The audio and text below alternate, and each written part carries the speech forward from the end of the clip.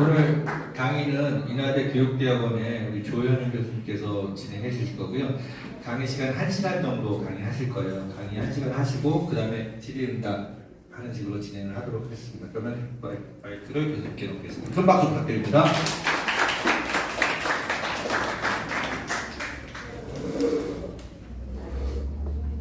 네, 안녕하세요. 저 인하대 교육대학원의 조현영입니다. 네, 이 시간에 이렇게 와서 아이들 교육을 위해서 듣는 분들이 계시다는 게 저도 너무 신기해요. 그래서 저는 사실 공부로 이렇게 하고 있는 거지 저희 아이를 위해서 제가 이렇게 뭐를 들으러 다닌다던가 그런 적이 없어가지고 이렇게 열심히 아이 교육을 고민하고 계시는 부모님들 보면 사실 되게 존경스럽고요. 그리고 이제 항상 오늘 말씀드리는 내용들은 앞에서 이제 의원님께서 말씀을 하셨던 부분들이 사실은 핵심일 것 같아요. 근데 그걸 실제로 이제 굉장히 이상적인 얘기인 것 같지만은 그거를 교육 체제 안에서 어떻게 구현을 할 수 있겠냐, 저 되게 이상적인 얘기일 것 같다라고 생각하시는 그 부분들이 실제로 아이비에서는 구현을 하고 있거든요. 그래서 그거를 이제 좀 저희도 들여다보면서 그거를 우리 교육에도 도입할 수 있겠느냐라는 문제들을 좀 고민을 해보시면 좋을 것 같고요.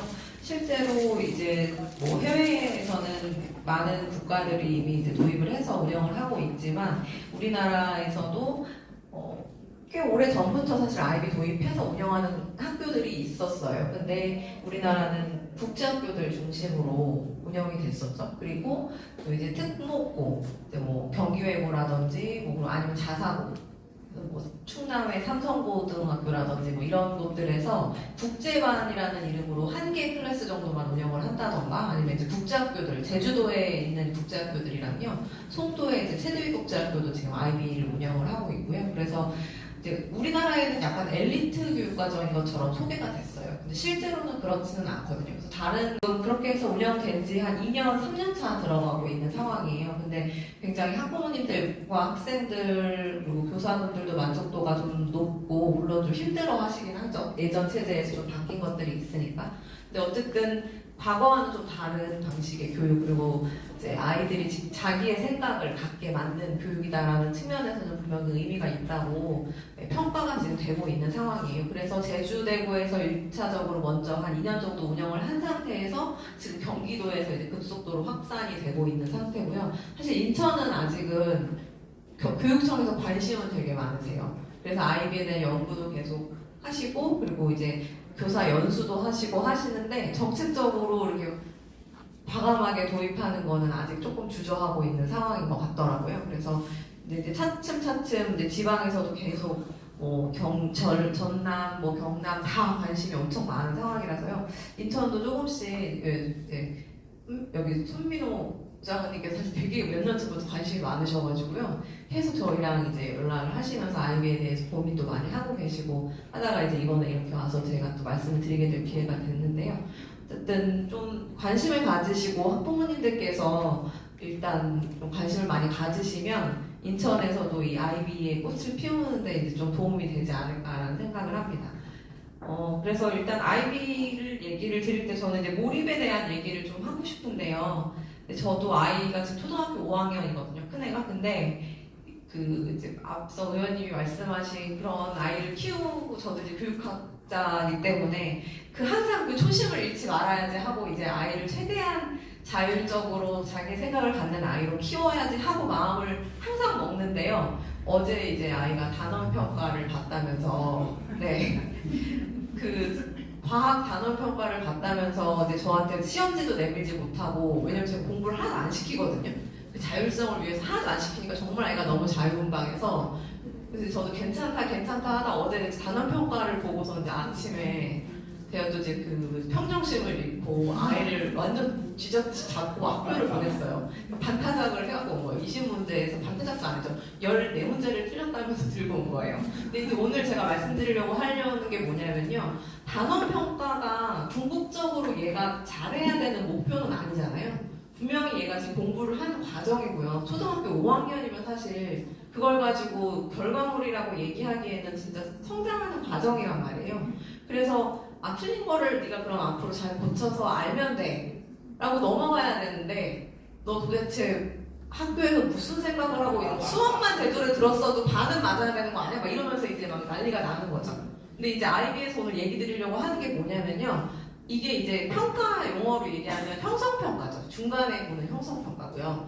그리고 이제 결국은 학기 말 혹은 대학 입학 시점에 가서 보는 마지막 시험이 총괄평가일 것 같아요. 근데 이제 총괄평가는 좀 중요할 수도 있겠죠.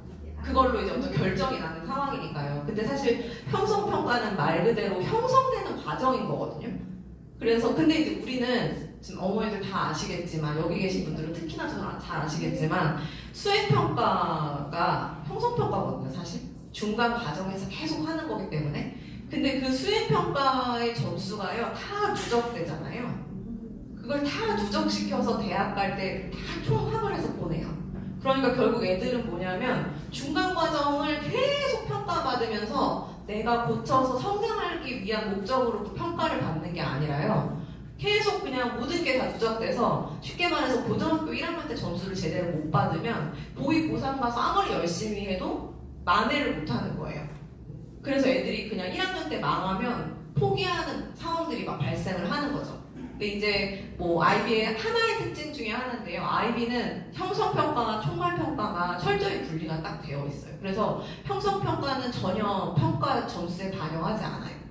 네, 그래서 그 과정은 아주 정말로 그야말로 아이들이 성장하기 위한 과정에서 일어나는 거다라고 봐주고 그게 이제 마지막 총괄평가에 반영될 수 있게 교사와 아이들 모두 계속 그것들을 이제 피드백을 통해서 자기 성장을 하게끔만 활용하게 하는 방식을 취하는 거죠. 그래서 그 중간 과정에서 하는 여러 가지 평가나 이런 생각들이 그게 이제 그거예요. 자기 생각을 못 가져요. 그게 평가 목적이 돼버리면 애들은 그냥 점수에만 연연을 하기 때문에 충분히 몰입을 할 수가 없는 거예요. 네. 근데 이제 이게 그냥 그런 게 아니라 정말 시행착오의 과정이다라고만 생각을 해야 애들이 틀리는 거에 대한 용기도 생기고요. 잘못해도 뭘 잘못했지? 그럼 고쳐서 다음에 어떻게 해야 되지? 이런 것들을 충분히 생각할 수 있는 여유를 줄 수가 있는 건데 이제 우리 현장은 사실 그게 지금 좀 문제죠. 네, 지금 그게 안 되고 있는 게 되게 큰 문제죠. 네. 그래서 지금 이제 여러 가지 평가 혁신 연구들을 이제 뭐 교육부나 이런 데서 하고 있는 연구들에서도 지금 이제 저희 같은 아이비 연구자들은 그 부분을 계속 강조를 하면서요. 아이들한테 이 형성평가와 총괄평가를 분명하게 구분지어주지 않으면 오히려 아이들 학습 몰입에 굉장히 방해가 될 수 있고 또 이제 시행착오나 이제 패자부활할 수 있는 기회가 없는 거예요, 애들이. 네, 그래서 이제 그런 문제들이 아이비의 특징 중에 한 가지일 것 같고요. 그리고 가장 중요한 거는 아이비는 자기 생각을 갖게 해주고 아까 앞에서 의원님께서 그 경쟁력이라는 얘기를 해주셨는데요. 경쟁력이면서 저는 또 중요한 한 가지는 행복의 문제일 것 같아요. 자신의 행복의 문제. 그래서 좀 이제 자기의 경쟁력을 갖는다는 것이 굉장히 중요한 문제이긴 하지만 이제 요새 보면은 뭐 해외 유학도 그렇고요. 명문대를 졸업하고 나서도요. 혹은 졸업하기 전에 대학의 의미를 이제 못 찾고요. 본인이 스스로 중간에 그냥 다른 길을 정말 좋은 대학 가서 남부럽지 않은 직업을 얻을 수 있을 것 같은 아이들이 갑자기 다 내려놓고 막 예술하러 가고요. 이제 갑자기 뭐 조그만 막 벤처 차려갖고 뭐 한다고 하고요. 뭐 그런 경우들이 생기는데 이 아이비 교육 받은 아이들은 그럼 안 그러냐? 얘네도 똑같긴 해요. 근데 무슨 말인지 제가 아는 분 따님이 아이비로 이제 졸업을 해서 해외에 아주 좋은 명문대를 들어가서 공부를 하다가요. 갑자기 학교를 자퇴를 하겠다고 이제 해서 이제 집을 뒤집어 놨는데 걔가 하는 주장은 그런 거예요. 요새 미국에서는 대학 졸업하는 애들은 진짜 할 일 없는 애들이 졸업하는 거라고. 네, 그래서 정말 경쟁력 있고 자기 생각이 있고 자기 아이디어가 있고 아이템이 있는 애들은 다 중간에 자퇴하거나 휴학하고 나가서 자기 창업한다는 거예요. 그래서 이제 그 아이도 그런 식으로 이제 부모를 설득해서 자퇴하겠다고 막 이제 그러고 있는 상황이었거든요. 얼마 전에. 그래서 이제 부모님도 굉장히 막 속을 끓이면서 어떻게 해야 되나 막 고민을 하고 계셨는데 아까 말씀하신 것처럼 요즘 아이들은 앞으로는 점점 더 할 거예요.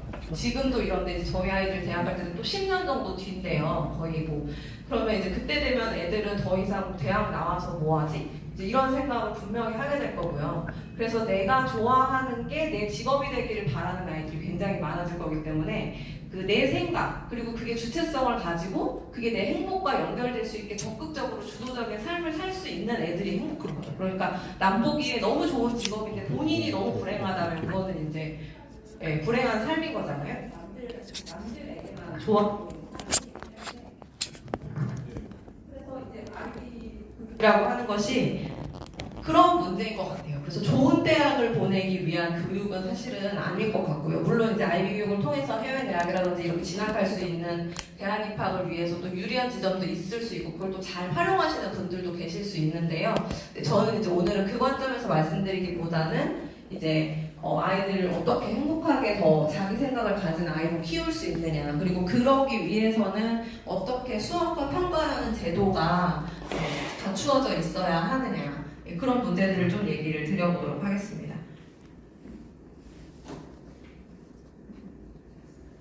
시간이 그렇게 길지 않아서요. 그냥 핵심적인 것만 중심으로 해서 시험 유형 보시면요. 우리나라만 여전히 객관식 3사형 시험을 유지하고 있는 국가예요. 얼마 전까지는 일본이 이제 같이 가고 있다가요. 일본도 이제 더 이상 그렇게 하지 않고 있는 상황이고요. 근데 지금 한국만, 저희 나라만 지금 객관식 OMR 카드를 아직도 사용하고 있는 국가고요. 그러다 보니까 평가를 채점을 하는 게 사람이 아니고 기계예요. 네, 근데 지금 다른 나라를 보시면은 다 사람이 채점을 해요. 네, 그게 왜 그럴까? 이제 결국 그냥 자기 생각을 쓰고요. 답이 정확하지 않은 평가들, 그러니까 답이 없는 평가, 자기 생각을 쓰는데 그 기계가 채점할 수가 없거든요. 네. 근데 지금 우리나라 2028년 논술형고사에 대한 얘기가 나오면서 AI 채점에 대한 얘기들을 하고 있어요. 근데 지금 그걸 어떻게 도입을 하려고 하는 건지 잘 모르겠지만 사실은 그게 어떤 뭐 에듀테크라고 해서 굉장히 테크놀로지 기반의 훌륭한 평가 방식이냐, 저는 오히려 그게 더 이제 후퇴하고 있는 거일 수 있다는 생각이에요. 그래서 사람이 채점한다는 것이 과연 왜 필요한가라는 얘기들을 좀 뒤에서 드릴 거고요. 이거는 너무 뻔한 얘기지만 뭐 이런 사람들에게 필요한 자기 인식, 자기 주도성 이런 얘기는 OECD를 비롯한 여러 국제 기구들에서 미래 사회에 필요한 능력을 얘기할 때요. 이제는 더 이상 뭐 지식이라든지 이런 걸 갖추는 것보다 자기의 생각이라고 하는 게 결국은 인간이 갖춰야 할 가치관이나 태도나 이런 부분, 그러니까 결국 전인적인 인간을, 너무 뻔한 얘기인데요. 전인적인 인간을 이제 길러내는 게 중요하다라는 얘기들은 계속 하죠. 근데 이제 이 전인적인 인간을 길러낸다라는 게 어떤 교육이 필요한 거냐, 저는 이제 그 얘기를 하면서 몰입 얘기를 하고 싶은데요. 다들 경험해 보셨겠지만 뭔가 몰입되어 있는 순간에 정말 능력이 극대화되는 상황이잖아요. 그쵸? 자꾸 옆에서 끼어들어와가지고 이게 분산되면요, 집중력도 깨지고요, 뭔가 내가 잘할 수가 없어요. 근데 거기에 딱 몰입돼서 정말 시공간을 초월한 집중력이 발휘되는 순간 정말 최대치의 능력이 나오는 거죠. 그러니까 몰입이라고 하는 게 굉장히 즐거운 경험임과 동시에 사실 굉장히 경쟁력을 갖는 경험인 거예요. 이 몰입을 잘하는 아이들이 그런 경쟁력을 가질 수 있고 또 행복한 아이로 살 수가 있는 거죠. 근데 이 몰입을 잘 하지 못하게 하는 요건들은 되게 많을 것 같은데요. 일단 몰입이 잘 되려면 좀 내가 좋아야 할 것 같고요. 근데 그 좋다라는 게요, 단순히 막 즐겁다, 쾌락을 의미하는 건 아닌 것 같아요. 왜냐하면 어느 정도의 도전해야 되고, 게임할 때요, 게임이 너무 쉬우면 오히려 몰입이 안 되잖아요. 좀 어렵고 내가 막 도전감이 막 생기고 막 애를 쓰고 힘이 들어야 더 몰입이 되고, 그리고 나서의 기쁨도 되게 훨씬 더 극대화되는 거잖아요. 그래서 생각보다 혁신학교가 굉장히 이제 좋은 평가를 받은과 동시에 약간의 한계로 지적이 되는 게요, 아이들의 흥미와 적성을 굉장히 강조하면서 되게 즐거운 수업을 하는 거를 강조를 하는데요, 학력조화 문제들이 있어요. 왜냐하면 너무 그거에 치중하다 보니까 되게 도전적이고 어렵고 심층적이고 이런 것들을 잘 안 해요. 근데 오히려 그게 좀 아이들에게는 그냥 매일매일 그냥 똑같은 느낌의 막 활동인 거거든요. 내가 뭔가 거기서 막 배우고 막 얻어내고 싶고 그런 몰입감은 좀 떨어뜨리는 거예요. 왜냐면 그게 자꾸 애들도 타성에 젖게 되거든요. 근데 이제 아이비는 생각보다 굉장히 이제 학년이 올라갈수록 되게 아카데믹해져요. 되게 어려워져요. 네. 그리고 굉장히 철학적이고 자기 생각과 인식과 이런 것들을 막 키워야 하기 때문에 생각보다 되게 어렵고요. 우리나라 고등학교 3학년 애들 공부하는 거는 정말 저리 가라 할 정도로 얘네들도 정말 잠 안 자고 에세이 쓰는 게 어려울까요? 수능 패턴 익히는 게 어려울까요? 이제 그런 문제인 것 같아요. 예. 공부를 똑같이 10시간을 해도요, 그 깊이와 아이들의 그 난이도라고 하는 게요, 예. 기계적으로 막 반복적으로 수능 문제 패턴 익히는 아이들과요, 정말 이 책 저 책 막 찾아가면서 정말 학자처럼 공부하는 것과 나중에 이제 아이들한테 남는 게 뭐가 더 많겠느냐, 이런 문제들일 것 같아요. 근데 이제 우리 아이들이 몰입하지 못하는 가장 큰 이유가요, 결국 몰입이라고 하는 거는 이 현재 이 시점에 그냥 있는 거, 생각하고 있다는 것조차도 이미 내가 몰입이 안 되는 거거든요. 생각조차 없어지잖아요, 몰입하는 상황은. 근데 이제 우리 아이들은 끊임없이 미래에 대한 것들을 계속 강조받고 이제 불안감들을 계속 갖고 있기 때문에 사실 그게 평가 문제죠. 계속 평가에 이제 아이들이 이제 계속 고통받으면서 지금 내가 하고 있는 것 자체에 대한 몰입보다는 이걸 어떻게 잘 할 거냐에 대한 생각들 때문에 그런 부분들이 좀 어려움이 있는 거죠. 그래서 이제 아이비와 우리 교육과정이 갖는 시작점부터의 차이를 말씀을 드리면요. 그 우리 2015 개정 교육과정 처음 시작과 아이비의 처음 시작을 비교를 그냥 하면서 간단히 말씀을 드리고 싶었던 게, 우리는 아이들의 인간상을 얘기를 하면서요, 굉장히 거창한 얘기를 해요. 그래서 학교를 졸업한 이후에 우리 아이들한테 기대하는 모습들을 교육의 목표로 제시를 해요. 그래서 뭐 인류 문화를 향유하고 발전시키는 교양 있는 사람 이러면서 굉장히 거창한 얘기들로 아이들을 길러내야 한다라는 것을 이제 얘기를 하는 반면에, 아이비는 인간상이라고 말하지 않아요. 그냥 학습자상이라고 얘기를 해서요, 지금 학교에서 아이들한테 요구하는 능력만 제시를 해요.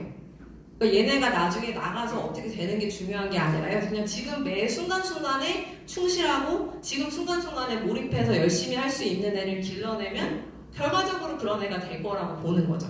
그래서 이제 이게 별게 아닌 것 같지만 기본적으로 이 교육과정이 추구하고 있는 어떤 철학이라고 하는 게 무엇이냐라는 것을 단적으로 보여줄 수 있는 부분이기 때문에 이제 보여드린 거고요. 이게 결국은 이런 그 지향점 자체가 이제 뒤에 보여드릴 수업과 평가 설계에 다 영향을 미쳐서요, 이제 보여드릴 수 있을 것 같아요. 그 아이비는 크게 세 개의 학교급으로 나눠져요. 우리랑 똑같이 초중고인데요. 그 나이는 조금씩 달라요. 근데 이제 어쨌든 초등은 PIP고요, 중등은 MIP고 이제 고등은 DP 과정에 해당을 하는데요. 이 과정이 이제 뭐 학교별로 이걸 쭉 PIP, MIP, DP를 다 거쳐야 되는 것도 아니고요. 초등은 PIP 다니고 뭐 중등은 다른 데 다니고 이래도 아무 상관이 없는 거죠. 그러니까 우리가 뭐 혁신학교 다니다가 일반학교 가고 이런 식으로요, 학교급을 구분하는 정도인데요. 어쨌든 이 학교급별로 있는 교육과정이 쭉 연계가 돼서 잘 설계가 되어 있죠. 그리고 초등은 사실 우리나라에서 PIP, 그러니까 경기에서요, PIP, MIP는 굉장히 적극적으로 그리고 또 좀 더 쉽게 도입을 하고 있어요. 왜냐하면 크게 다르지 않아요, 우리가 추구하는 거랑. 왜냐하면 평가가 두 개 학교급은 아주 강력하지 않기 때문에 얼마든지 이 아이비 교육과정을 들여와서 해도 큰 무리가 없는데요. DP는 사실 이제 대인 문제 때문에 경기에서도 조금 소극적으로 하고 있는 부분이 있어서, 제 생각에는 만약에 인천에서 도입을 한다고 했을 때도 PIP, MIP는 사실은 별 무리 없이 지금 혁신학교에 그냥 들어와도 별로 상관이 없거든요. 그래서 실제로 초등과정인 PIP 같은 경우에는 우리가 흔히 통합교육이라고 하는 주제중심 통합교육과정 이렇게 얘기하거든요. 근데 이제 이렇게 6개의 초학문적 학습 주제라고 하는 걸 중심으로 해서 이제 수업을 진행을 하고 있고요. 사실 MIP 과정은 원래 IB에서는 평가가 없었어요. 그런데 이제 DP에서 갑자기 평가가 되게 강력한 평가 체계가 있다 보니까 MIP 때 좀 연습을 시키지 않으면 DP 올라가서 아이들이 좀 힘들어하는 경향이 있다 해서 최근에 이 어세스먼트라고 해서 온라인으로 DP와 유사한 평가를 할 수 있는 시스템을 갖추기 시작을 했고, 이제 IB도 그래서 MIP 단계 원래 좀 공부 안 한다는 평가가 있었거든요. 근데 이제 MIP 단계에서도 조금 더 아카데믹한 교육과정을 운영을 하려고 하는 노력들도 최근에는 이제 있죠. 근데 이제 이게 어떤 식으로 우리랑 다른지를 먼저 얘기를 드리면요. 이렇게 6개 초학문적인 주제라고 하는 거를 가지고 수업을 운영을 하는데요.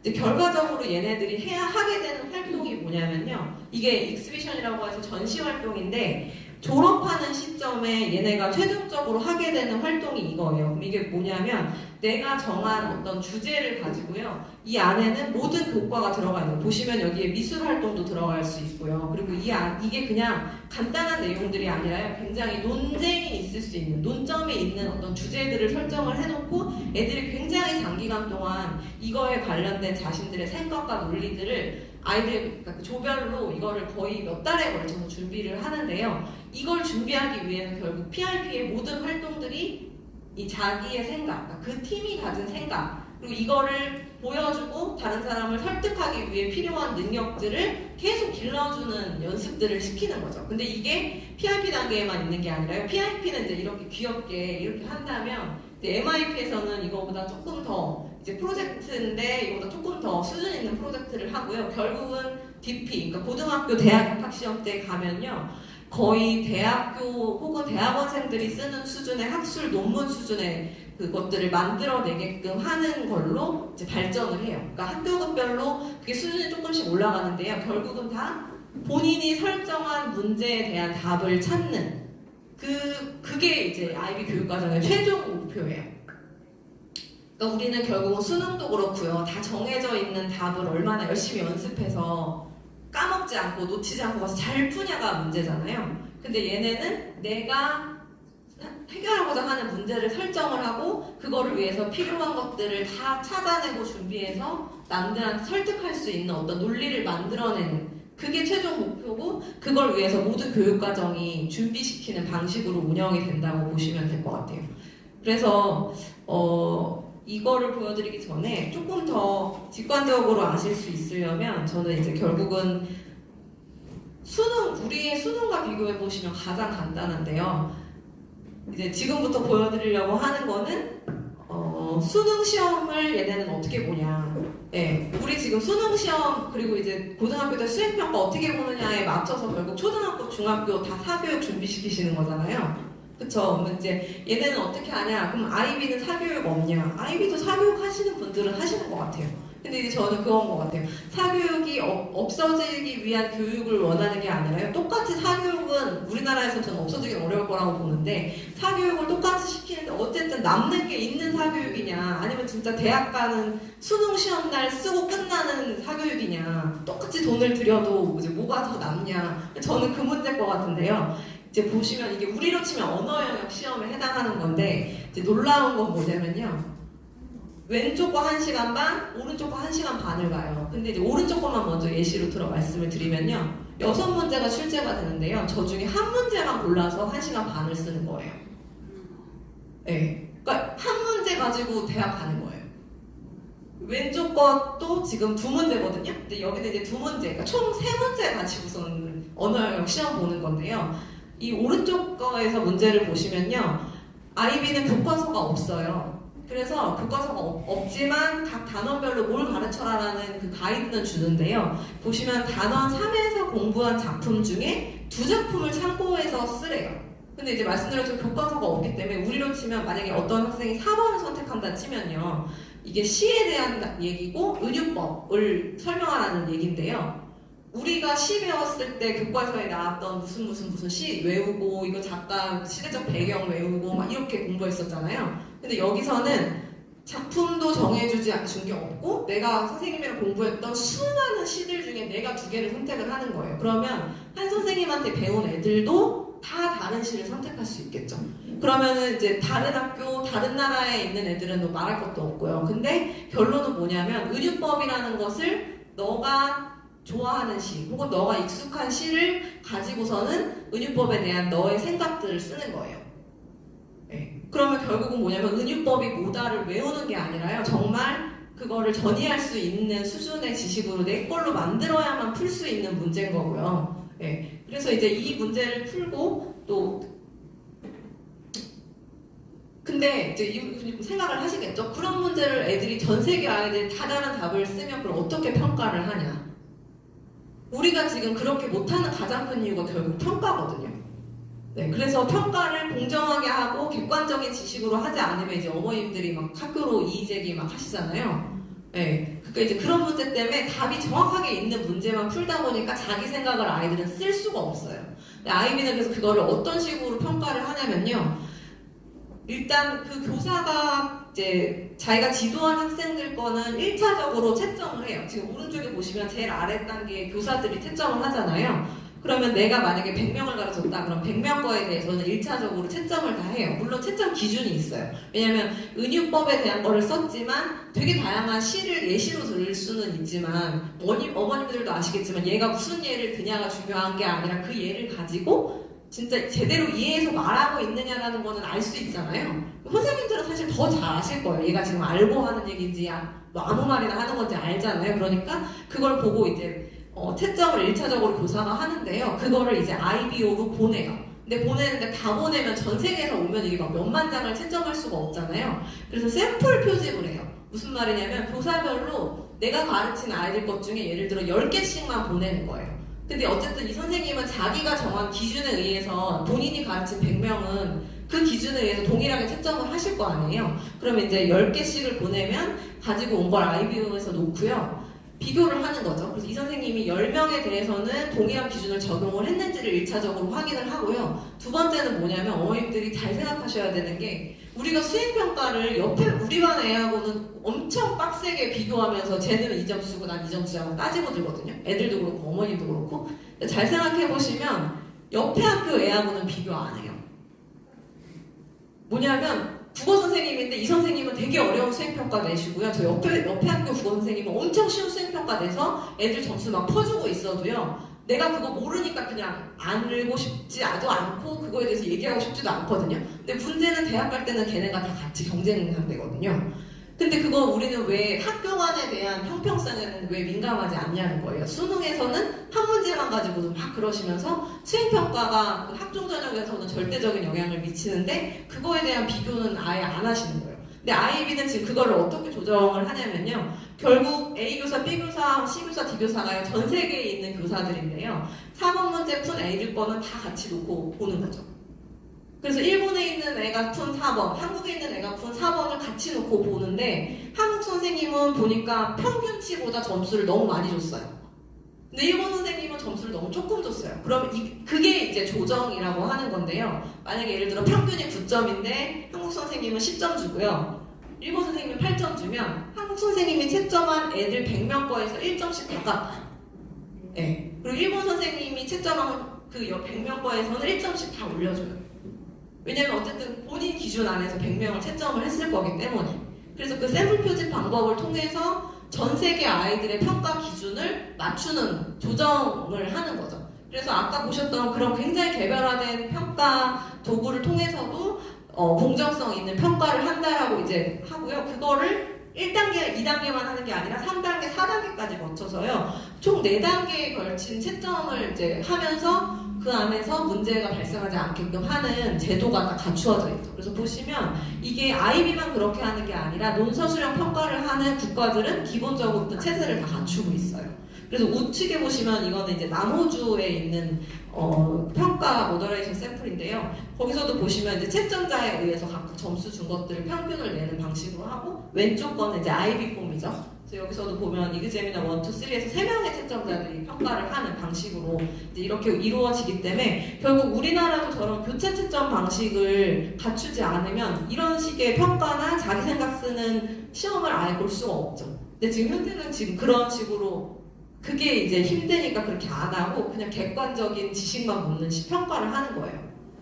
그러니까 이제 우리나라 애들은 계속 그 평가 공정성 문제 때문에 자기의 얘기를 해볼 기회를 못 갖는 거죠. 역사과 사례를 보시면 더 놀라운데요. 저는 이제 역사 시험이 암기 과목이었거든요.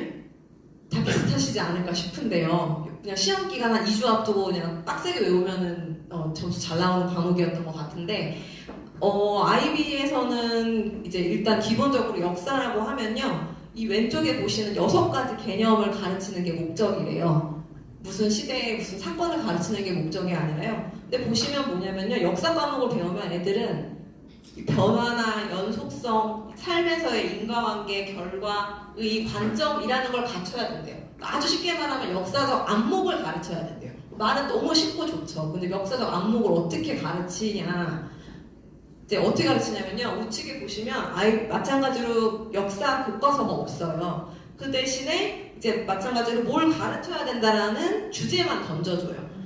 근데 더 놀라운 건 지정 주제가 5개인데요. 저 중에 하나만 가르치면 돼요. 2년 동안. 그리고 세계사 주제는 12개인데요. 저 중에 2개였나 3개만 선택해서 가르치면 돼요. 그건 선생님 마음이에요. 그러면 이제 저거 갖고 전 세계 애들이 어떻게 평가를 공정하게 받냐는 거죠. 어떤 애는 1번 배우고 어떤 애는 5번 배우고 그거 가지고 어떻게 시험 보냐. 왜냐하면 얘네는 객관적 선다형 시험이나 객관적 지식을 묻는 시험이 아니기 때문에 뭐냐면 저 안에서 역사적 안목만 기르면 되는 거예요. 그럼 이제 어떻게 그걸 가르치는지 보시면 되는데요.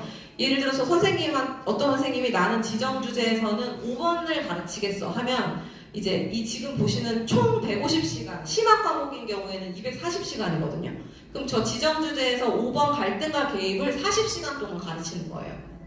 네, 그러면 5번을 만약에 선택한다, 그러면 이제 우측에 저렇게 예시만 줘요. 이런 식으로 가르치실 수 있다. 그것도 예시예요. 선생님 마음이에요. 더 깊게 가르치셔도 되고, 근데 이제 이거죠. 갈등과 개입, 역사적 사건 안에서 일어나는 갈등과 개입이라는 걸 가르치는데 2개의 사례를 가지고서 가르치시면 된다. 예를 들어서 르완다의 사례와 코소보의 사례를 가지고 그 각각에서 갈등의 원인이 뭔지, 가정과 개입이 뭐가 일어났는지, 영향이 어떤 식의 영향이 있었는지 이런 것들을 2 사례에서 비교해보는 연습들을 해보게 하면 된다. 그러면 선생님은 그렇게도 할 수 있고 애들 보고 또 어떤 사례들을 가지고 와서 해보라고도 할 수 있고 할 수 있겠죠. 그러면 이제 이렇게 수업을 하면 돼요. 근데 이제 문제는 평가를 이렇게 해놓고 이제 객관식 선대한 보면 아무 의미가 없죠. 그럼 아이비는 어떻게 평가를 하는지 보시면요. 마찬가지로 역사 시험이요. 1시간 동안 이제 4문제 푸는 게 역사 시험이에요. 수능 시험. 그래서 이것도 마찬가지로 쓰는 논술형 시험인데요. 뭐냐면 무슨 지문 주고 이러는 게 아니고요. 사료 기반 시험이라고 해서요. 어떤 특정 사례에 관련된 1차 사료, 2차 사료, 자료를 그냥 주는 거예요. 역사적 사건에 대한 자료. 그 자료 안에는 뭐 그 서면 내용도 있고 그림도 있고 도표도 있고 해서요. 그 사건, 사례에 대한 것들을 자세하게 설명하는 자료들을 그냥 2개의 사건, 어떤 랜덤한 사건을 주고요. 그거와 그거 2개를 비교하거나 분석해서 풀어야 되는 문제를 4개를 줘요. 그게 끝이에요. 그럼 애들은 그 4개의 문제를 이 2개의 사료를 놓고 비교 분석하면서 이 사건에 대해서 분석해야 되는 거예요. 시험장에 가서. 그럼 결국은 선생님은 2년 동안 애들이랑 앞에 보셨던 몇 개 주제를 선택한 거에서 어떤 사건을 보는 눈을 길러줘야 되는 거예요. 그래서 그거를 분석할 수 있는 힘을 길러줘야 되고 거기에서 너가 어떤 관점을 택해서 그거에 대해서 네 관점대로 서술할 수 있고 진술할 수 있는 연습을 계속 시켜야 되는 거죠. 그러니까 애들은 굳이 뭐 몇 년도에 무슨 일이 일어났고 앞에서 보셨던 우리도 연속성 인과관계 배웠던 것 같아요. 저는 이제 시험 볼 때 기억, 니은, 디귿, 리을 있고 먼저 일어난 역사적 사건의 순서대로 된 거를 고르시오 막 이런 문제 있었잖아요. 그거 진짜 싫어했었는데 그런 식의 우리는 그런 연속성을 배웠다면 여기는 그런 연속성이 아니죠. 똑같은 연속성이어도 사건을 보고 보는 눈을 길러주는 문제일 것 같아요. 그래서 이제 그런 식으로 시험을 본다라고 하면 결국은 아이들은 어떻게 공부를 해야 하며 선생님은 이제 어떻게 가르칠 거냐는 거죠.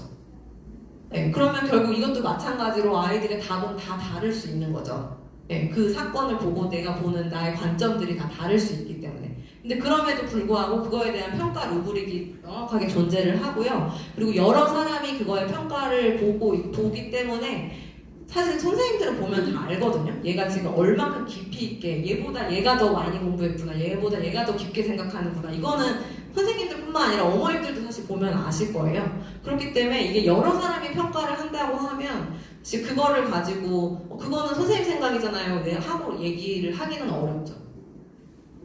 수학도 마찬가지인데요. 우리가 문제풀이를 막 시키는 게 수학이라면 아이비는 그 문제풀이 해요. 다 하는데 그 문제풀이의 최종 결과는 뭐냐면 내가 설정한 어떤 문제를 두고요. 그걸 수학적으로 증명해내거나 이런 식의 것들을 하게 하는데요. 이제 그러면 접근이 이렇게 달라지는 거죠. 예를 들어 함수를 배우는 목적이 뭔지 모르는데 이게 함수야 하면서 가르치는 상황이랑요. 예를 들어서 내가 어떤 문제를 설정했는데 이 문제를 풀기 위해 필요한 수학적인 이론이 뭐지? 하고 찾다 보니까 함수인 거예요.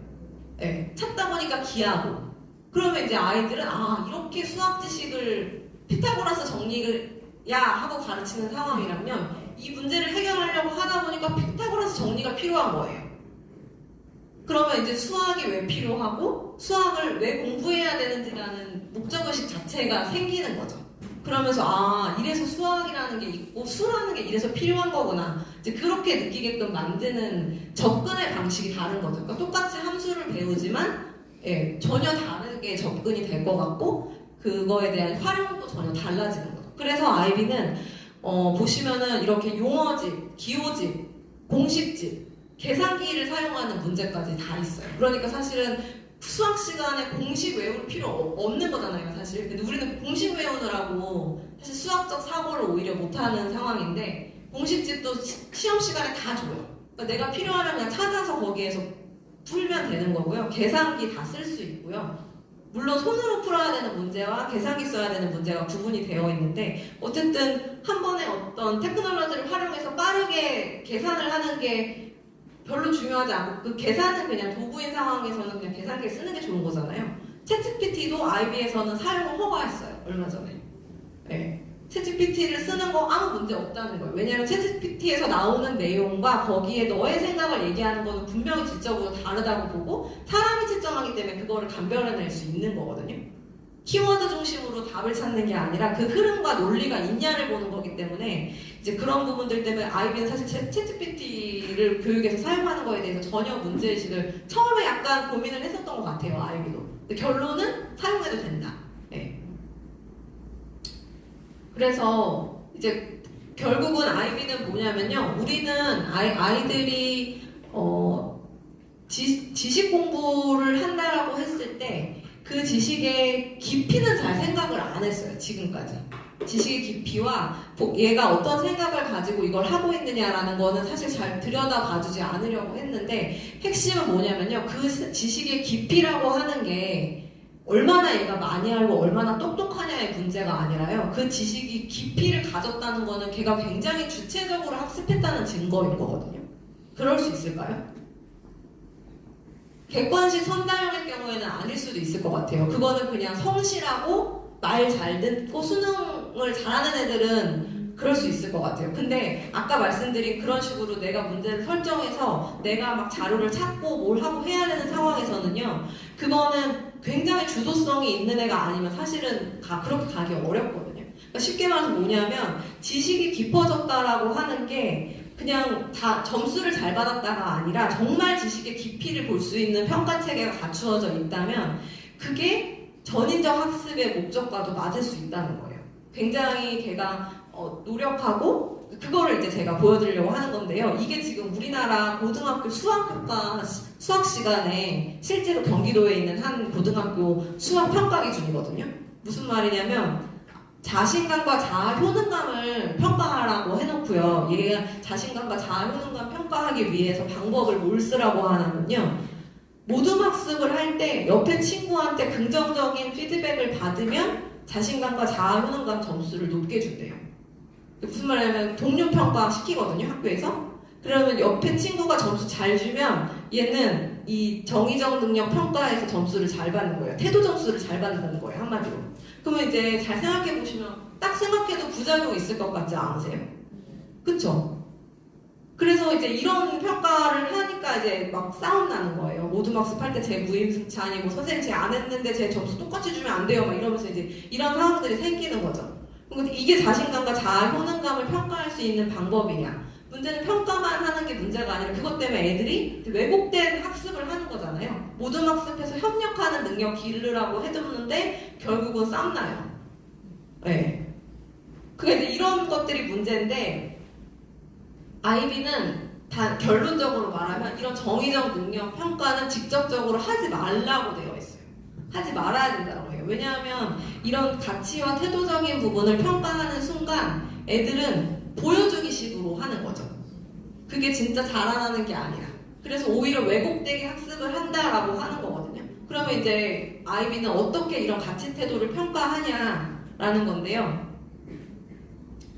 보시면은 우리 아까 말씀드렸던 참여 점수 이런 거 있잖아요. 아까 아이들이 얼마나 열심히 참여했고 모든 학습 참여했고 이런 참여 점수 아이비도 주거든요. 근데 아이비는 참여 점수를 줄 때요. 열심히 참여했냐, 돋보이게 참여했냐가 아니라요. 돋보이는 참여라고 하는 거를 여기서 뭐라고 설명을 하고 있냐면 제일 아래 보시면은 자기가 그 사례에 직접 참여했음이 입증을 해야 하는데요. 그 입증한다라는 게 나 이렇게 열심히 하고 있어를 선생님한테 보여주는 문제가 아니라요. 네가 한 그 공부나 결과물의 내용이 수준이 굉장히 높아야 된다는 거예요. 그 수준의 질적인 수준을 가지고 네가 열심히 참여했구나를 보겠다는 거예요. 그러니까 뭐냐면 제가 저희 아이한테 예를 들어서 문제집 풀라고 시켰는데요. 얘가 다 풀고 채점까지 다 하고 틀린 것까지 싹 다 고쳤어요. 그래서 엄마 다 했어. 열심히 잘했네. 그래놓고 해서 제가 그래서 그러면은 은유법이 뭐야? 얘기해봐봐. 그럼 애가 한마디도 못하는 상황. 그러면 그 애가 정말 열심히 한 거냐는 거예요. 보기 되게 열심히 했고 다 했는데 자기 생각은 아예 없는 거죠. 그냥 문제는 다 풀 수 있어요. 나온 유형 패턴대로 딱딱딱딱 풀어서 점수는 맞는데 그래서 은유법이 뭔데? 너가 한번 오늘의 네 얘기를 은유법을 사용해서 얘기해봐. 이랬을 때 어버버거리거나 막 이러고 있으면 아이비는 그거는 진짜 참여라고 보지 않는 거죠. 또 이제 비슷한 걸로 뭐냐면 성찰도 마찬가지예요. 우리 아이들 현장에서 성찰일지 쓰라는 거 많이 시키거든요. 그래서 성찰일지 10개 쓰면 A, 8개 쓰면 B 막 이렇게 줘요. 얼마나 잘 썼냐는 중요하진 않아요. 별로. 근데 아이비는 성찰도 어떻게 보냐면요. 제일 높은 수준의 비판적 성찰을 했다라는 증거는 뭐냐면 얘가 너가 낸 그 과제물의 수준이요. 어느 정도 수준이어야 된다라고 얘기하면 비판적 성찰은 매우 통찰력이 있거나 결정적이고 중대한 성찰이어야 하고 그 정도 수준이라면 뭐냐면 접근 방식의 강점과 약점을 나눌 수 있어야 되고 또 다른 관점에서 볼 수도 있어야 되고 다음에 나올 내용도 예상할 수 있어야 되고 결과가 암시하는 점을 토론할 수 있어야 되고 그러니까 정말 이쪽 저쪽에서 다 치고 들어가도 다 받아칠 수 있을 정도의 고민을 했냐 안 했냐를 가지고 성찰 점수를 부분 짓겠다는 거예요. 그러니까 네가 진짜 성찰을 했다면 그 정도 수준이 됐겠지라는 거예요. 성찰한 척 한 게 아니라. 그러니까 진짜 공부를 했는지 진짜 고민을 했는지라는 걸 가지고 한다는 건데요. 이 정도 수준이 되려면 애들이 얼마나 자기와 싸움을 해야겠어요. 그쵸? 그리고 굉장히 주도적으로 찾아보고 고민하고 생각하고 옆에 아이들한테 물어보고 토론하고 시키지 않아도 막 자기가 온갖 것들을 다 하면서 여기까지 가기 위해서 할 거라는 거죠. 그래야 협력이라는 것의 의미도 진짜 경험을 할 것 같고요. 내가 혼자서는 할 수 없거든요. 이 정도 수준 가려면. 선생님한테도 물어보고 옆 친구한테도 물어보고 쟤는 어떻게 했는지 봐야 되고 막 그런 것들이기 때문에 내가 잘하기 위해서는 옆 사람과 협력해야만 된다. 이런 식으로 자기 스스로 인식할 수 있어야만 할 수 있다고 보는 거죠. 그래서 이제 아까 잠깐 말씀드린 부분을 조금만 보완해서 말씀을 드리면요. 그 아이비에서는 결국은 이제 열심히 잠깐만요. 이거를 먼저 말씀을 드리고 할게요. 그리고 이거 한 가지 재밌는 예시일 것 같은데요. 애들이 공부를 되게 열심히 하는데요. 그 열심히 공부하는 게 그 아이의 자연스러운 주제 파악을 하게끔 도와준다. 그게 어떤 이 평가 설계를 해놓은 거를 통해서 그게 가능하다고 아이비는 이제 설계를 해놓은 건데 진짜 교묘하게 설계를 해놨어요. 뭐냐면 수학적 난이도 점수가 있는 거예요. 그러면 아까 이게 어떤 평가에 대한 도구냐면 아까 보셨던 그 수학 문제 자기가 설정해서 예를 들어 이거의 표면적을 구하기 위해서는 어떤 수학적 지식이 필요한가 뭐 이런 거를 설정을 하면요. 어떤 애는 되게 어려운 문제를 설정을 할 수도 있고 어떤 애는 되게 단순한 문제를 설정할 수도 있잖아요. 근데 그런 애들을 똑같이 점수를 줄 수는 없단 말이에요. 그래서 난이도 점수를 설정을 해놓는데 그렇다고 내가 난이도 점수를 잘 받겠다고 터무니없이 너무 높은 수준의 문제를 설정을 하면 당연히 A, B, C, D 부분이 막 흔들리겠죠. 잘 쓸 수가 없잖아요. 그러니까 결국은 이거를 아이들이 거의 1년에 가까이 소논문을 쓰는데요. 선생님이 지도를 하는 과정에서 야, 너 이렇게 어려운 문제 풀면 이 앞에 거 점수 다 깎이게 생겼어. 그러니까 너 좀 낮춰야 될 것 같지 않니? 이제 애한테 이렇게 의견을 물어보면 결국 애는 자기가 전체적으로 고르게 점수를 잘 받을 수 있는 문제로 찾아가는 거예요. 그러면서 결국은 뭐냐면 애들이 아까 보셨던 자신감과 자아 효능감을 스스로 파악하는 거예요. 내가 수학에서 할 수 있는 수준이라고 하는 거를. 자신감과 자아 효능감을 옆에 있는 애가 평가를 해주는 게 아니죠. 그건 자기의 메타적인 인지잖아요. 그 메타적인 인지가 가능하기 위해서는 어떤 평가가 필요하다는 거예요. 그러니까 아이들이 이렇게 해서 논문을 쓰는 과정 안에서 스스로 나는 이 정도 수준을 풀 수 있구나. 그걸 터득을 하는데요. 그리고 그 단적인 예가 뭐냐면요. 우리 애들은 수행평가 끝나면 막 따지러 가거든요. 선생님한테. 선생님 왜 전 B예요? 왜 쟤는 A인데 전 B예요? 막 이렇게 간대요.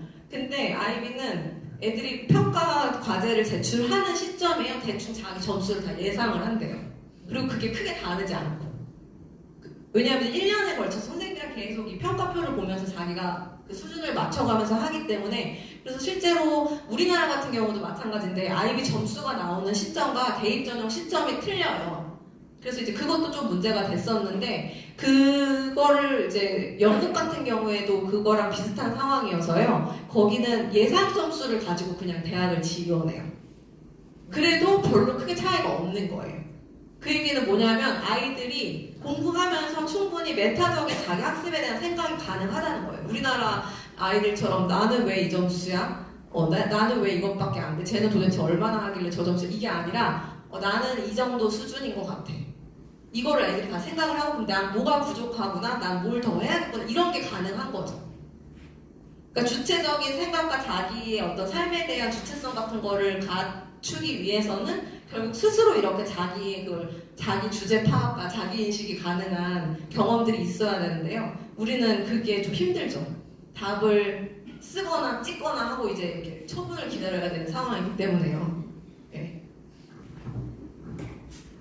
그래서 시간이 대충 된 것 같은데요. 그래서 아이비는 그런 과정을 거치는 과정에서 아까 말씀드린 것처럼 중간중간 교사 인터뷰와 중간 피드백 과정들이 이렇게 명확하게 지침이 되어져 있어요.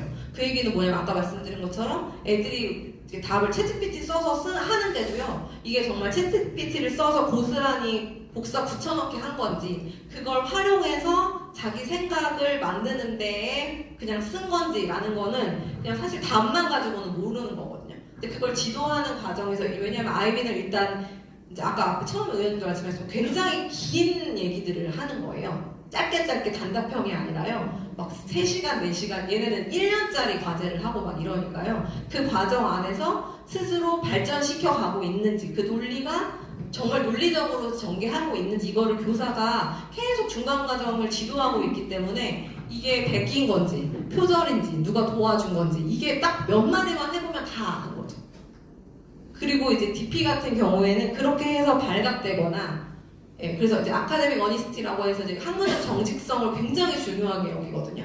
그래서 그런 게 조금이라도 포착되면 바로 디플로마 박탈이에요, 얘는. 그래서 이제 절대 그런 짓을 함부로 할 수가 없죠. 그게 그냥 경고나 이렇게 엄포가 아니라요, 진짜로 그렇게 한대요. 그래서 이제 그런 방식들을 통해서 하고 실제로 뭐 봉사활동 같은 경우에도 우리는 시간만 해서 내면 했다 안 했다잖아요. 근데 아이비는 이제 이게 지금 봉사활동 같은 건데요. 이것도 신청서 내고 활동과정 같은 것들을 여기 보시면 이렇게 온라인 프로그램 상에 애들이 자기의 모든 과정을 다 중간에 이제 그 리플렉션 앤 에비던스에서 뭐 성찰일지와 거기에 대한 해당하는 증거 자료들, 사진 자료부터 시작해서 다 올리고요. 이거를 교사가 마지막에 보면 인터뷰거든요. 인터뷰를 해요, 중간에. 그래서 얘가 올린 것들을 다 보면서 네가 진짜 봉사활동을 하고 있는지 제대로 하고 있는지 물어봐서 혹시 좀 뭔가 미흡한 게 있으면 그것도 이제 다 기준이 있죠. 그래서 그 기준에 미흡하면 승인을 안 해줘요, 교사가. 그러니까 제대로 해야만 승인을 해주는. 근데 우리나라는 선생님이 다 써주시는 거 알죠? 교과 세특이라고 해서요. 애들이 하는 봉사활동이나 창의적 체험활동을 애들이 자기가 한 걸 쓰는 게 아니라요. 선생님이 이렇게 지켜보시고 그걸 다 써줘요. 네, 그게 이제 뭐가 더 교육적이냐라는 거는 이제 판단을 하셔야겠죠. 뭐 애들은 편할 수 있지만요, 그게 어떤 의미가 있겠냐, 이제 뭐 그런 문제일 것 같아요. 그래서 어쨌든 저는 간단하게 결론은 별거 아닐 것 같아요. 뭐냐면 그냥 우리가 실제 삶에서의 원리가 교육에도 그대로 반영이 되어 있느냐, 아니면 아주 교육적인 맥락이 갖는 특수성으로 이건 학교에서만 적용되는 원리냐. 아이비는 저는 그냥 일상의 삶의 원리가 학교 교육과정 원리랑 거의 일치한다고 생각을 하거든요. 그러니까 그거도 아까 말씀드린 것처럼 협력이라고 하는 거는 나 혼자 잘하는 게 아니라 때로는 양보하는 게 더 협력적인 태도일 수 있는데, 우리는 양보하면 점수가 깎여요. 학교에서는 무조건 내가 나서서 해야지 걔는 점수를 잘 받아요. 그러면 이제 그게 바깥에서의 협력과는 다른 학교에서만의 협력인 거잖아요. 네. 그리고 시험도 마찬가지로 바깥의 세상은 답이 없는 세상인데요, 객관식 문제는 답이 있는 세상인 거예요. 그러니까 그게 되게 다른 괴리감이 있으니까 아이들이 학교에서의 삶이 당연히 재미가 없죠. 네. 학교하고 바깥은 되게 다른 세상인 거죠. 근데 아이비는 저는 그게 별 차이가 없다고 생각을 해요. 내 생각이 있을 수 있고 꼭 답이 있어야 되는 게 아니고, 그리고 이제 그 내가 생각하고 노력하고 했던 배려들을 충분히 인정받을 수 있는 어떤 평가 구조, 이런 것들이 있다는 게 가장 큰 차이가 아닐까. 그 안에 아주 디테일한 원리들은 사실 뭐 학부모님들이 다 아실 필요는 없을 것 같고요. 근데 그냥 큰 맥락에서는 그런 차이가 아닐까 생각을 합니다. 그래서 이 정도로 마무리하면 될 것 같습니다. 네, 들어주셔서 감사합니다. 네. 인천에서도 아이비 교육에 대한 교육 과정도 지금 있는 건가요? 아니요, 지금 현재 인천 도입 계획은 전혀 없고요. 그냥 아이비 교육에 대한 관심이 되게 많고, 실제로 아이비를 직접 도입하는 건 사실 쉬운 일은 아니에요. 왜냐하면 그 비용적인 부분도 있고요. 그리고 그걸 인증받기까지 시간이 꽤 걸려요. 3년 이상 걸려요. 그래서 해요. 근데 이제 그 말씀은 드리고 싶어요. 아이비는 일단 지금같이 집합식 학원은 불가능할 것 같아요. 네. 인강도 불가능할 것 같아요. 그러면 사교육비 올라갈 수 있겠죠. 왜냐면 튜터 방식으로 만약에 1대1 내지는 소그룹으로만 운영될 수 있는 방식이라고 하면, 근데 제주도에서 얘기를 이제 들어보니까요, 이제 어느 정도 수준까지는 집합식 교육이나 인강으로, 그러니까 어느 정도의 왜냐하면 그 아이비 하는 아이들도요, 자기 생각을 넣기 위해서는 기본적으로 지식에 대한 이해가 있어야 되거든요. 그러니까 지식에 대한 이해에 도달하기까지는 그런 사교육이 필요하대요. 근데 정말 상위에 5% 이내에 드는 아이들은 그거는 누가 옆에서 붙어서 도와줘도 별로 도움이 안 된다는 거예요. 자기가 스스로 깨닫고 찾아가야 되는 방법이기 때문에. 그래서 한 60, 70%대까지는 애들이 뭐 학원도 다니고 하면서 비슷한 사교육을 하지만, 정말 상위권으로 올라가는 애들부터는 자기 스스로와의 싸움인 경우들이 있어서 이제 사교육을 오히려 하려고 했다가 별 도움이 안 된다고 느끼는 아이들이 있어서 안 하는 경우들도 있다고 하더라고요. 진짜 좀 상위권으로 가면은. 그래서 정말 그냥 아이의 성향과 상황에 따라서인 것 같고요. 근데 지금처럼 이제 모든 아이들이 학원을 다니지 않으면 학교 공부로는 부족한, 그거는 확실히는 아닌 것 같아요. 그래서 제주도 아이들도 보면은 기존에 다니던 학원들이 별로 학교 공부에 도움이 안 된다고 느끼는 아이들이 있어서 다니다가 그냥 안 다니는 게 낫겠다고 판단하는 아이도 있고, 되게 다양한 케이스들이 있는 것 같더라고요. 그래서 근데 지금하고는 좀 다른 양상일 것 같아요, 사교육이. 네. 지금 이게 들어보니까 현실하고는 조금 안 맞는 상황이잖아요. 근데 지금 이거 시행하고 있는 고등학생들은 네네. 대학을 진학을 하면 아까 네. 학교로 간다고 했는데 정시를 보내서 대학을 가는 거예요? 아니면 외국으로? 아니요. 수시로 할 때는 학생, 지금 자녀분이 몇 학년이세요? 고3, 중3이요? 그러면 이제 고3이시면 바로 코앞인데, 그 수시로 가는 게 학종이죠. 정시가 수능이잖아요. 그러니까 이제 수능을 준비하는 공부 방법은 아닌 거잖아요, 이게. 근데 사실 지금 수행평가를 현장에서 다 하고 있는데요. 수행평가를 이렇게만 바꿔도 좋겠다라는 게 사실은 현장의 노력이거든요. 그래서 저희가 아이비 연구자들이 연구를 하는 가장 큰 목적이 현장 수행평가를 어떻게 바꿀 수 있냐. 가급적 이런 방식으로. 왜냐하면 어차피 수행평가는 하거든요. 어차피 수행평가는 해야 되는데 별로 도움 안 되는 수행평가 하지 말고 이런 수행평가로 하자. 그럼 결국 수행평가 점수 산출해서 그게 이제 내신 등급 산출하는 게 학종인 거기 때문에 수시 전형이기 때문에요. 결국은 이게 현실적이지 않냐? 그건 아니에요. 전혀 그렇지는 않아요. 그러니까 수행평가 방식을 좀 이렇게 바꾸려고 하는 노력들을 지금 이제 현장에서 다 하고 있어요.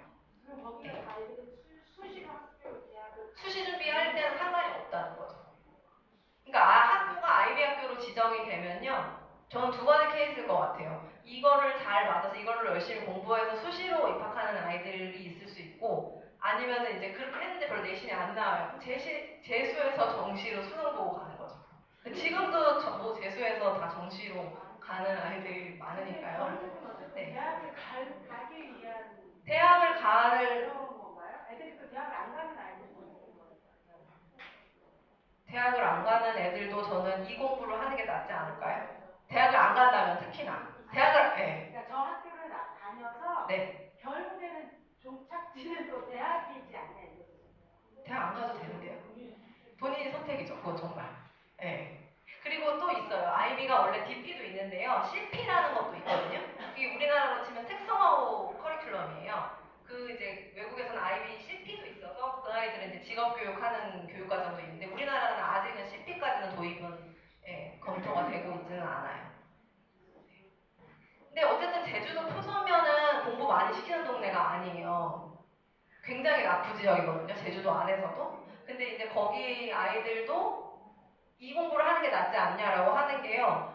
이제 농사 짓고 양식업 해도요. 예. 학교에서 맨날 엎어서 자던 애들이 이거는 자기 얘기도 하고 막 하면서 자기 생각도 갖고 창의적인 생각도 하고 그러면은 뭐 농업을 하든 수산업을 하든 어쨌든 좀 더 창의적인 생각들을 할 수 있고 자기 주도적인 태도 같은 게 있고 그게 훨씬 중요한 거잖아요. 특히나. 예. 그런 아이들이 수능 문제풀이 하는 고등학교는 더더군다나 다닐 이유가 없겠죠. 그래서 그 표선면에서 이거 도입할 때 얘기했던 게 아이들이 정말로 학교에서 몰입할 수 있고 배움의 기쁨을 느낄 수 있게 해주고 싶다라고 해서 이제 그 당시에 제주교육감이 그쪽을 선택해서 도입을 했었던 거고요. 네. 그 학교가 그 일반 공교육에 들어가는 거예요? 네, 일반고예요. 아니요, 일반고예요, 그냥. 예. 표선초, 표선중, 표선고. 네, 토산초 이렇게 해서 4개 학교가 먼저 지정이 됐고요. 최근에는 이제 성산을 있잖아요. 거기도 완전 시골이잖아요. 제주도에서 그쪽에까지 이제 도입을 몇 개 학교를 더 했어요.